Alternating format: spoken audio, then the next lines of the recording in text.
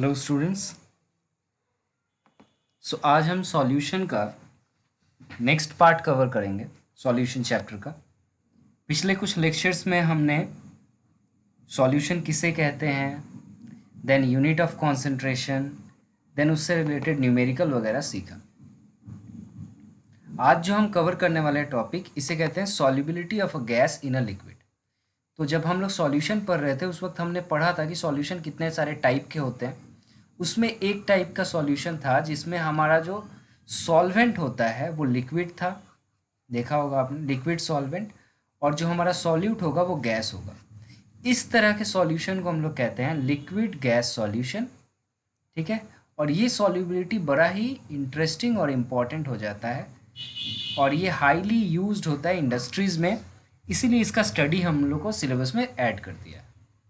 ठीक है, इसका वेल नोन एग्जाम्पल क्या था, आप लोगों को मैंने बताया था that solubility of a gas in a liquid, वो हमारा था सोडा वाटर, याद होगा आपको, सोडा वाटर। और हम लोग कोल्ड ड्रिंक्स वगैरह जो होता है, Pepsi, Thums up, Phanta, fees वगैरह वगैरह, तो उसमें क्या होता है, आप जब भी देखते हो कि आप बोतल को ओपन करते हो, जैसे ही आप बोतल को ओपन करते हो नीचे से बहुत सारा गैस निकलता है और बाहर की तरफ निकलने लगता है। वो गैसेस क्या होते हैं, वो गैसेस होते हैं कार्बन डाइऑक्साइड, जिसको हाई प्रेशर कंडीशन में इस लिक्विड के अंदर डिसॉल्व कर दिया जाता है या फिर सॉल्यूबल बना दिया जाता है इस लिक्विड के अंदर। सोडा वाटर वगैरह जो हुआ, या कोल्ड ड्रिंक्स वगैरह, या सॉफ्ट ड्रिंक्स वगैरह जो होते हैं, वो एक तरह का एग्जाम्पल है solubility of gas in a liquid. Is it clear? और ये जो फैक्टर है कितना ज़्यादा सॉल्युबल होता है कोई गैस लिक्विड में, इसे ही सॉफ्ट ड्रिंक के भाषा में फिज कहते हैं, FIZZ, फिज। तो फिज का मतलब क्या होता है, कितना ज़्यादा गैस जो है उस लिक्विड के अंदर सॉल्युबल होगा। ये याद रखना कि सॉफ्ट ड्रिंक्स में क्या डिसॉल्व होता है, कार्बन डाइऑक्साइड डिसॉल्व होता है। ठीक है, ये जो सॉल्युबिलिटी है गैस का लिक्विड में, ये कुछ फैक्टर्स पे डिपेंड करता है। ठीक है, जैसे कि टेम्परेचर, प्रेशर, कॉन्सेंट्रेशन वगैरह वगैरह। ठीक है ना, तो जो सॉल्युबिलिटी का डेफिनेशन अगर आपसे पूछे कि व्हाट इज सॉल्युबिलिटी, तो हम लोग उसको लिख सकते हैं eight a given temperature and pressure, क्योंकि इन पे डिपेंड करता है ना, तो इसको पहले फिक्स्ड कर देना पड़ेगा, टेम्परेचर और प्रेशर को आप फिक्स्ड कर लो। The maximum amount of a gas solute that can be dissolved in specific amount of liquid solvent is called solubility of a gas in a liquid. Okay, और solubility of a gas solute. तो आपने क्या किया, liquid solvent को मान लो fix कर दिया, मैंने लिक्विड सॉल्वेंट फिक्स कर दिया 100 ग्राम। ठीक है, सॉल्वेंट जो मेरा है वो 100 ग्राम है। अब इसमें कितना ग्राम मेरा सॉल्यूट जो है, जो गैस है, वो डिसॉल्व होता है, इसको हम लोग कहते हैं सॉल्युबिलिटी। ठीक है, इसका आप लोग कह सकते हो अनदर वर्ड कि 100 ग्राम सॉल्वेंट में कितना ग्राम सॉल्यूट डिसॉल्व होता है। वही चीज़ यहाँ लिखा है, at a given condition of temperature and pressure. Okay, next चले आते हैं हम factors affecting solubility of a liquid. किन किन फैक्टर्स पे ये सॉल्युबिलिटी डिपेंड करता है। सबसे पहला होता है nature of gas as well as nature of liquid solvent, दोनों पे। देखो, कुछ ऐसे गैसेस हैं जैसे कि हाइड्रोजन, ऑक्सीजन और नाइट्रोजन, ये वाटर में कम सॉल्युबल होते हैं, जबकि अल्कोहल्स वगैरह में ये ज़्यादा सॉल्युबल हो जाते हैं। ऑन द अदर हैंड, कुछ ऐसे गैसेस हैं जैसे कि हाइड्रोजन सल्फाइड H2S और NH3 अमोनिया, ये वाटर में ज़्यादा सॉल्युबल है, और इथाइल अल्कोहल वगैरह में ये कम सॉल्युबल होते हैं। ठीक है ना, तो ये जो गैसेस हैं इनका नेचर और सॉल्वेंट सॉल्यूशन का नेचर पे डिपेंड करता है। ये नेचर क्या होता है, नेचर सिंपल सा बात होता है कि आपका किस किस टाइप का बॉन्डिंग अवेलेबल है उस सॉल्वेंट में। जैसे कि वाटर जो होता है एक तरह का पोलर सॉल्वेंट हो जाता है, वहीं ऑयल वगैरह जो हो जाता है, ऑयल वगैरह नॉन पोलर सॉल्वेंट हो जाता है। तो कौन किस में सॉल्युबल है ये डिपेंड करेगा टाइप ऑफ बॉन्डिंग पे। क्लियर? तो nature of solvent and nature of gas पे डिपेंड करता है। दूसरा आप चले आओ तो वो होता है टेम्परेचर। टेम्परेचर में यहाँ बहुत कुछ लिखा हुआ है, लिचर्टलियस प्रिंसिपल वगैरह, ये हम लोग एक अलग टॉपिक है जो इस चैप्टर के लास्ट के तरफ में है, वहाँ हम लोग इसको सेपरेट पढ़ेंगे। यहाँ पे मैं आपको कंफ्यूज नहीं करूँगा। सिंपली याद रखना कि कोई भी गैस लिक्विड में डिसॉल्व होता है लो टेम्परेचर पे। क्या याद रखना है आपको? लो टेम्परेचर जो है ये फेवरेबल कंडीशन है डिसॉल्व होने के लिए। इसका कैसे याद रखोगे आप? इसको याद रखना कि कोल्ड ड्रिंक्स वगैरह जो होता है या सॉफ्ट ड्रिंक्स जो होता है, इसको हमेशा फ्रिज के अंदर रखा जाता है कोल्ड कंडीशन पे। ऐसा क्यों किया जाता है? क्योंकि जितना ठंडा में आप रखोगे ना उतना ही ज़्यादा वो गैसेस उसमें सॉल्युबल होगा। आप जैसे ही टेम्परेचर बढ़ाओगे वो गैस अंदर से बबल बन के बाहर निकलने लगेगा और ब्लास्ट कर जाएगा सारा सॉफ्ट ड्रिंक। तो वही वर्ड यहाँ लिखा हुआ है, the solubility decreases with increase in temperature. आप टेम्परेचर बढ़ाओगे सॉल्युबिलिटी घट जाएगा गैस का। ठीक है? Generally increase in temperature the solute dissolve in solution bubbles out and hence increase in temperature the solubility of gas decreases। जो मैंने बोला वही यहाँ लिखा हुआ है। ओके? और इसके बाद जो ये लिचर्टलियस प्रिंसिपल वाला बात है, एक्सोथर्मिक एंडोथर्मिक, ये अभी फिलहाल मैं नहीं समझाऊंगा जानबूझ के। इसके ऊपर एक अलग टॉपिक है, वहाँ डिटेल्स में समझेंगे, फिर इसको मैं बताऊँ। ओके? नेक्स्ट फैक्टर जो है ये बहुत ही इंटरेस्टिंग और बहुत इंपॉर्टेंट है, क्योंकि यहाँ से हेनरीज लॉ स्टार्ट हो जाता है। वो है फैक्टर ऑफ प्रेशर। प्रेशर के ऊपर कैसे सॉल्युबिलिटी डिपेंड करता है। इसके लिए एक एग्जांपल सोचो। ये जो नीचे आपको दिख रहा है पर्पल कलर का, ये मेरा लिक्विड है, और ये जो ऊपर ये सब दिख रहा है ये गैस का मॉलिक्यूल है। जब मैं प्रेशर कम रखा हूं तो गैस मॉलिक्यूल आपस में काफ़ी फ्री में घूम रहे हैं, एक दूसरे के पास नहीं है, दूर दूर है। ज़्यादा वॉल्यूम है और उसमें कम मॉलिक्यूल है तो यहाँ कॉन्सेंट्रेशन कम है। कॉन्सेंट्रेशन हम लोग पढ़ चुके हैं पहले ही, मोल पर लीटर, है ना? वॉल्यूम की जितना ज़्यादा होगा कॉन्सेंट्रेशन उतना कम हो जाएगा, मोल पर लीटर। जैसे ही इसके ऊपर मैं प्रेशर अप्लाई करना शुरू करूँ और प्रेशर बढ़ा दूँ तो ये पिस्टन नीचे की तरफ आ जाएगा और सारे गैस मॉलिक्यूल एक दूसरे के क्लोज आ जाएंगे, वॉल्यूम कम हो जाएगा। एज ए रिज़ल्ट यहाँ इसमें जो डिज़ोल्व गैस है इसका कॉन्सेंट्रेशन जो है ये इंक्रीज कर जाएगा। तो वही चीज़ यहाँ लिखा हुआ है कि pressure if is directly proportional to concentration. आप अगर प्रेशर बढ़ाओगे तो कॉन्सेंट्रेशन बढ़ जाएगा। Is it clear? अगर ये क्लियर हो जाएगा ना तो हम लोग हेनरीज लॉ को बहुत इजी से समझ पाएंगे। सिंपली याद रखना, प्रेशर बढ़ाओगे तो गैस जो है वो डिसॉल्व हो रहा है, एज ए रिजल्ट कॉन्सेंट्रेशन बढ़ जाएगा। ओके? जो अभी मैंने पढ़ाया हेनरीज लॉ वही है, कुछ भी स्पेशल वगैरह नहीं मिलने वाला इधर आपको। तो ये लॉ क्या स्टेट कर रहा है?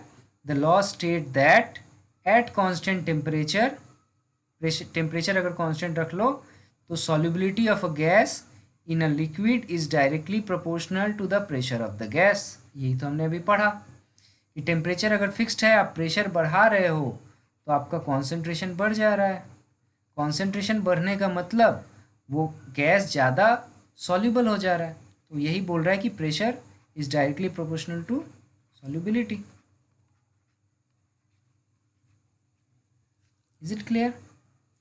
अब अगर मान लो ये जो सॉल्युबिलिटी है कितना ज़्यादा सॉल्युबल हुआ, इसको अगर हम लोग एक्सप्रेस करें मोल फ्रैक्शन के फॉर्म में। अब हम लोग इसका कॉन्सेंट्रेशन जो है, आपने पढ़ा है कॉन्सेंट्रेशन में मोल फ्रैक्शन, अगर मान लो इस कॉन्सेंट्रेशन को हम लोग मोल फ्रैक्शन के फॉर्म में एक्सप्रेस करें उस गैस का, तो एक नया डेफिनेशन यहाँ से बन सकता है क्या? और वो डेफिनेशन ऐसा होगा कि the partial pressure of the gas, the partial pressure और पहले ये देख लेते हैं हम लोग, the mole fraction of gas in solution, the mole fraction of a gas in solution is proportional to the partial pressure of the gas over the solution। नहीं समझ में आया तो यहाँ देखो, बोल रहा है कि इसके अंदर ये जो सॉल्यूशन है, इसको मैं थोड़ा कलर से शो करूँ, यस, ये जो हमारा सॉल्यूशन है यहाँ पे,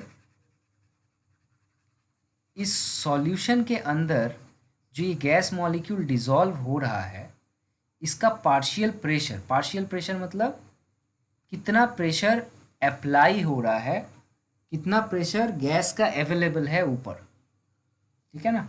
तो जो पार्शियल प्रेशर है मतलब गैस का अपना प्रेशर, वो डिपेंड कर रहा है हमारा मोल फ्रैक्शन ऑफ उस गैस के ऊपर। जितना ज़्यादा मोल होगा उस गैस का, उतना ही ज़्यादा सॉल्युबिलिटी होगा, उतना ही ज़्यादा उसका कॉन्सेंट्रेशन फॉर्म हो जाएगा। ये सुन नो, वही चीज़ यहाँ लिखा हुआ है ना कि मोल फ्रैक्शन ऑफ गैस जो ऊपर है, मोल fraction of gas in a solution के अंदर कितना मोल फ्रैक्शन है मतलब कॉन्सेंट्रेशन जो है वो डिपेंड कर रहा है ऊपर कितना पार्शियल प्रेशर आप अप्लाई कर रहे हो, कितना पार्शियल प्रेशर उस गैस का ऊपर अवेलेबल है।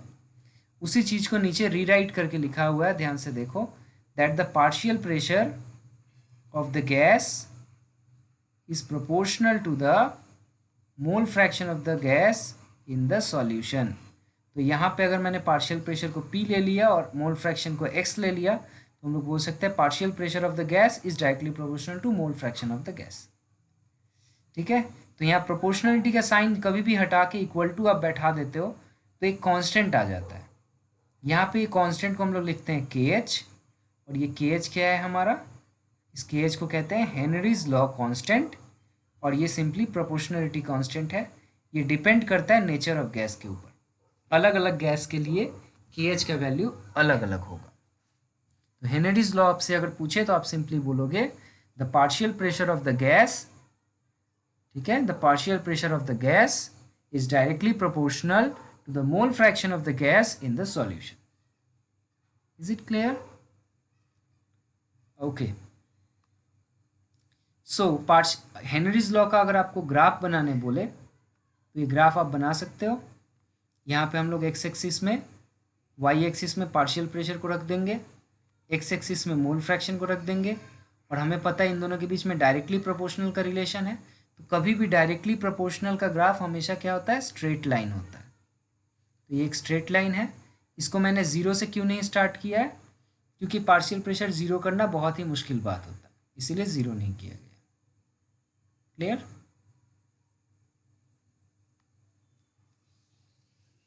ये हेनरीज लॉ कांस्टेंट जो है ये अपने आप में बहुत इंपॉर्टेंट टॉपिक हो जाता है, क्योंकि यहाँ से न्यूमेरिकल पूछता है। तो कुछ इंपॉर्टेंट बातें जो हैं इस हेनरीज लॉ के बारे में वो यहाँ पे लिखी हुई हैं। पहला पॉइंट तो मैंने बता ही दिया था कि ये हेनरीज लॉ जो है वो नेचर ऑफ गैस पे डिपेंड करता है। इसका मतलब आपका गैस अगर अलग अलग हो जाएगा, डिफरेंट गैस अगर हो जाएंगे, तो उसके लिए हेनरीज लॉ कांस्टेंट भी जो है वो अलग अलग हो जाएगा। I hope it is clear. So different gases have different value of KH, ठीक है, एट सेम टेम्परेचर अगर सेम भी है फिर भी डिफरेंट गैस के लिए डिफरेंट KH का वैल्यू होगा। ठीक है, अगर मान लो किसी गैस का KH का वैल्यू हाई है, higher the value of KH at a given pressure, अगर मान लो प्रेशर फिक्स्ड है तो KH का वैल्यू अगर किसी गैस का ज़्यादा है तो हम लोग बोल सकते हैं the lower is the solubility of the gas in the liquid. समझ में आया? अगर KH का वैल्यू ज़्यादा है, higher the value of KH at a given pressure, the lower is the solubility of the gas in the liquid. इसको आप कैसे जस्टिफाई करोगे? इसको जस्टिफाई करना बड़ा आसान है। हम लोग क्या पढ़ा था हमने, P is proportional to X, फिर हमने पढ़ा P is equal to KH into X, तो X इज़ इक्वल टू हमारा आ जाएगा P बाई KH। तो अगर मेरे को P को कांस्टेंट कर दे रहा है तो मैं बोल सकता हूँ mole fraction is inversely proportional to KH। तो वही बोल रहा है कि KH का वैल्यू अगर बढ़ गया तो मोल फ्रैक्शन घट जाएगा, मोल फ्रैक्शन घटने का मतलब सॉल्युबिलिटी घट जाएगा। वही बात यहाँ लिखा हुआ है, higher the value of KH then lower is the solubility, घुमा के बोला है। क्लियर? यहाँ पे फिर बोला है कि KH value for both nitrogen and oxygen increases with increase in temperature. KH value जो है नाइट्रोजन ऑक्सीजन का बढ़ता है टेम्परेचर बढ़ने के साथ। इसका क्या मतलब है? टेम्परेचर बढ़ने के साथ KH वैल्यू बढ़ेगा, इसका मतलब टेम्परेचर बढ़ने के साथ सॉल्युबिलिटी घटेगा। जो अभी हम लोग पहले बता रहे थे कि सॉल्यूट टेम्परेचर बढ़ाओ तो क्या होता है, गैस अंदर से बबल आउट हो जाएगा। वही चीज़ यहाँ पे प्रूव हो गया के एच के साथ। के एच वैल्यू इंक्रीज करता है टेम्परेचर के साथ, एज ए रिजल्ट सॉल्युबिलिटी जो होगा वो डिक्रीज करेगा टेम्परेचर के साथ। तो जो चीज़ अभी मैंने ऊपर लिखा वही चीज़ यहाँ पे लिखा हुआ है कि टेम्परेचर का क्या इफेक्ट होता है। फिर से यहाँ पे लिचर्टलियर्स प्रिंसिपल के थ्रू एक्सप्लेन किया है। अभी मैं फिर से नहीं बतलाऊंगा लिचर्टलियर्स प्रिंसिपल, इसके लिए आपको वेट करना पड़ेगा। एक लेक्चर में इसके लिए डेडिकेटेड बनाने वाला, exothermic, endothermic and temperature related. Okay, next आपको पता होना चाहिए limitation of Henry's law. Examination में पूछता है what are the limitations of Henry's law. Henry's law का पहला लिमिटेशन क्या है? This law is applicable to the gaseous solutes which show only ideal behaviour at higher temperature and low pressure. तो ये जो गैस है ये आइडियल गैस के लिए, ये जो लॉ है ये आइडियल गैस के लिए ही वैलिड होता है, जो आइडियल बिहेवियर शो करेगा हाई टेम्परेचर पे और लो प्रेशर पे। अगर क्लास 11 में आपने गैस थ्योरी अच्छे से पढ़ा है तो आपको पता होना चाहिए कि कोई भी गैस जो होता है वो आइडियल बिहेवियर शो करता है at high temperature and low pressure. तो इसीलिए ये भी लॉ वैलिड कब है? At high temperature and low pressure. सबसे बड़ा प्रॉब्लम। दूसरा चीज, this law is applicable to solute which does not undergo association और dissociation when the solute is dissolved in solvent. ठीक है, हम लोग एक फैक्टर पढ़ेंगे इसी चैप्टर में, वेंट हॉफ फैक्टर। वहाँ पे आपको समझ में आएगा कि ये एसोसिएशन और डिसोसिएशन क्या होता है। मान लो कोई एक ऐसा सॉल्यूट मैंने डाल दिया, कोई ऐसा गैस को डाल दिया जो डिज़ोल्व होने के बाद आपस में एसोसिएट हो जा रहा है, जुड़ जा रहा है। सपोज ए एक ऐसा गैस है जिसको मैं जैसे ही इसमें डिज़ोल्व करूँगा इस लिक्विड में, ये जाके आपस में बॉन्ड बनाना शुरू कर लेगा वहाँ पर, तो एक केस ऑफ एसोसिएशन हो जाएगा। या फिर मान लो कोई एक ऐसा गैस है बी, इसको जब मैं डिज़ोल्व कर दूंगा लिक्विड में तो ये अंदर जाके ब्रेक डाउन हो जाए।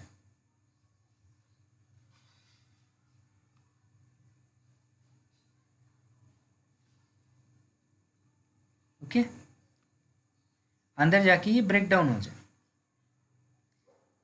तो इस तरह का जो केसेस होता है एसोसिएशन और डिसोसिएशन, अगर ऐसा चला आए, ओके, सो एसोसिएशन डिसोसिएशन यहाँ पे नहीं होता है। और ये लॉ जो होता है वो gaseous solute which does not form any product by the chemical reaction, obviously अगर लिक्विड में डिजॉल्व होके वो केमिकल रिएक्शन कर जाए तो वैलिड नहीं हो। तो यहीं तक हम लोग रहने देते हैं इस लेक्चर में। नेक्स्ट क्लास हम लोग पढ़ेंगे हेनरीज लॉ से कुछ numerical and then liquid solution. Thank you.